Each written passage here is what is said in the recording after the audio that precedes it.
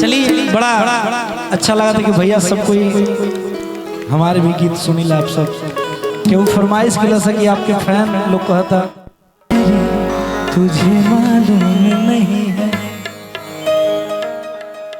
लेकिन अच्छा भैया सब तरह शांति बनाई जा सब है। अभी बहुत सारा भैया लोग समय बा अभी कल्लू भैया भी समर भैया नीलम गिरी जी दीपिका जी सब लोग बा विजय भैया कमालू भैया क्यों बाग या बगीचा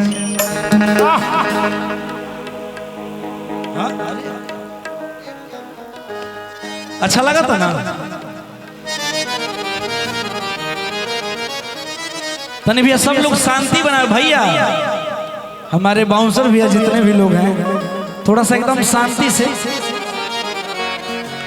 भाई हाँ थोड़ा सा हल्ला गुल्ला मत हो गया अमित भाई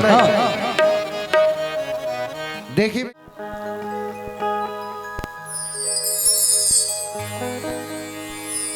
ए जानू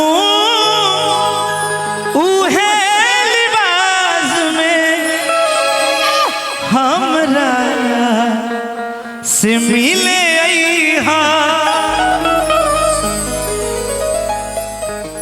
कि जवना में तू डोली में जइहा कि जवना में तू पिया घरे जइहा। देखिए हमने कि अमृत भैया की तरफ से पुरस्कार बार बार प्रणाम भैया। ए जानू उहे लिबास में हमरा से मिले बाग या बगीचा सब सोने लागेला ओ प्यार वाला गीतिया बेधुन लागेला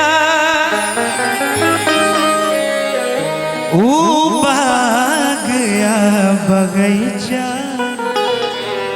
सब सुन लागेला ओ प्यार वाला गीतिया बेधुन लागेला बेधुन लागेला कि जवना में तू पिया घरे जइहा कि जवना में तू डोली में जइहा।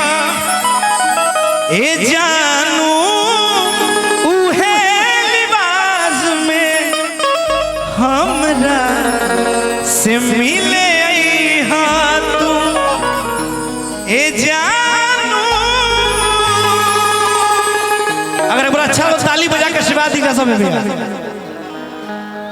काहे कि जेकरा प्यार भइल होई कि परदेसी पियावा तुहार प्रीत सतावेला कि फागुनी में अरिया मार जान है कि अइला ना तू तहर चिट्ठी बजाइल कि अइला ना तू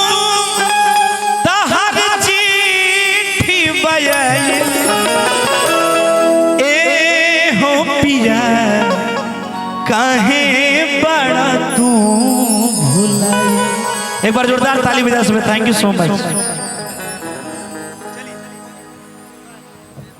बहुत बहुत धन्यवाद। एक बार अमित उपाध्याय जी के लिए